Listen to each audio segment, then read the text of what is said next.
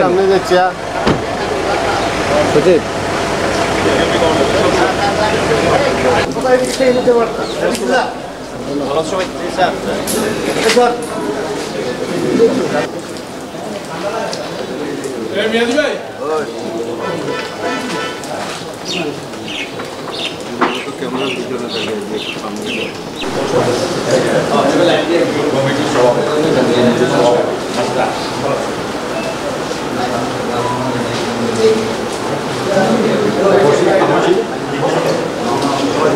সবাই তারা এদিকে আপনাকে এবং আপনার সমস্ত কর্তৃপক্ষ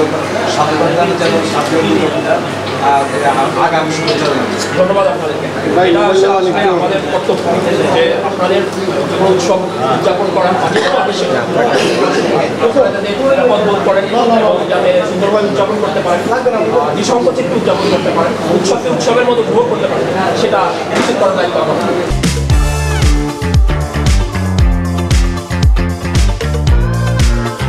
সনাতন ধর্মাবলম্বীদের সর্ববৃহৎ ধর্মীয় উৎসব, এই উৎসব অলরেডি শুরু হয়ে গেছে এবং এই শারদীয় দুর্গোৎসবের সার্বিক নিরাপত্তা নিশ্চিত করার জন্য আমার কুমিল্লা সেক্টরের দায়িত্বপূর্ণ এলাকায় 122টি পূজা মণ্ডপ রয়েছে।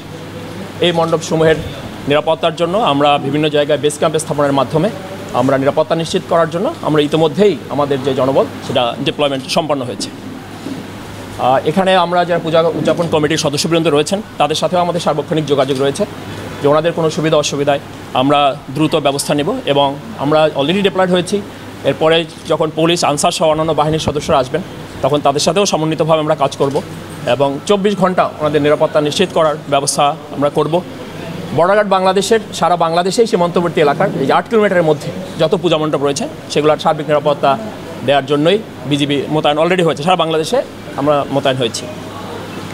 এখানে আমি ওনাদেরকে আশ্বস্ত করতে চাই যে কোনো পরিস্থিতিতে ওনারা যেন এই উৎসবটাকে উৎসব হিসাবেই উদযাপন করতে পারেন নির্ভয়ে, নিঃসংকোচিত্তে, সেটা নিশ্চিত করার জন্য আমরা সার্বক্ষণিকভাবে ওনাদের পাশে থাকি। শুধু পূজাকে কেন্দ্র করে না, সব সময় আমরা সীমান্তে মাদক, মানব পাচার বা অন্য যে কোনো চোরাচালানি প্রতিরোধের জন্য আমরা সর্বোচ্চ সতর্কতার সাথে রয়েছি এবং সেই সতর্কতার পূজাকে কেন্দ্র করে এটা আরও বেশি এনহান্স করা হয়েছে যাতে করে কোনোভাবেই এই মাদক আমাদের এখানে প্রবেশ করতে না পারে।